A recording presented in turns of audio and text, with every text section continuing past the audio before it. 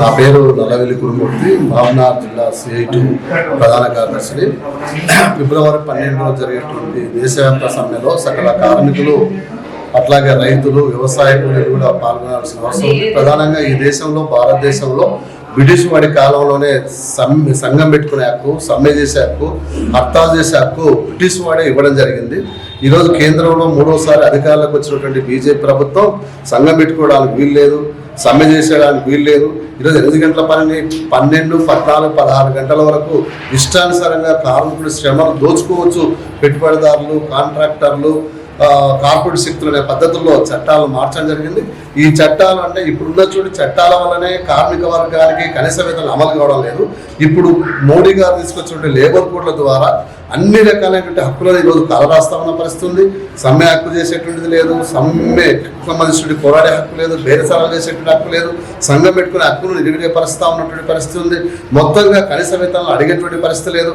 అంటే ఓ రకంగా బ్రిటిష్ వాడి కాలంలో, అంతకన్నా ముందు రాచరికంలో 20 గంటలు, 24 గంటలు, పొద్దుస్తమానం రాత్రి కావాలి ఎట్లయితే పనిచేసే ఆ పద్ధతుల్లో ఈరోజు కార్మికుడి శ్రమను దోచుకునే రకంగా ఉండే రకంగా ఈరోజు లేబర్ కోడ్లు తీసుకురావడం జరిగింది. ప్రధానంగా లేబర్ కోడ్లను రద్దు చేయాలని చెప్పేసి విద్యుత్ చట్ట సవరణలో ఈరోజు రైతులకు, అట్లాగే ఇండ్లకు, గృహాలకు ఈరోజు సబ్సిడీ ఉంది, మాఫీ ఉంది. కానీ ఏ ఒక్కటి విద్యుత్ సవరణ చట్టంలో ఏది ఫ్రీ ఇవ్వడానికి వీల్లేదు. అంటే మనం సెల్ ఫోన్లో ఏ రకంగా రీఛార్జ్ చేసుకుంటున్నామో కరెంటును కూడా రీఛార్జ్ చేసుకునే పరిస్థితి దేశంలో ఈ విద్యుత్ సవరణ చట్టం తీసుకురావడం జరిగింది.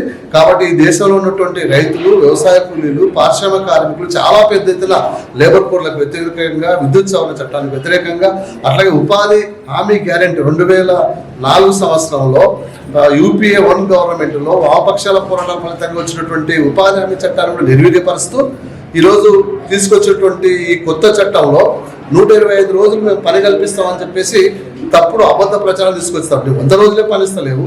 నీకు ఇచ్చేటువంటి కేంద్రం ఇచ్చేటువంటి బడ్జెట్లో 60% కేంద్ర ప్రభుత్వం ఇస్తుంది, 40% రాష్ట్రాలు భరించాలి. ఆ 40 రోజులు 40% సంబంధించిన రాష్ట్రాలు ఖర్చు పెడితేనే కేంద్ర ప్రభుత్వం ఇస్తుంది. అంటే గత చట్టంలో 10% మాత్రమే రాష్ట్రాలు ఖర్చు పెట్టాలి, 90% కేంద్ర ప్రభుత్వం ఇవ్వాలని ఉంది.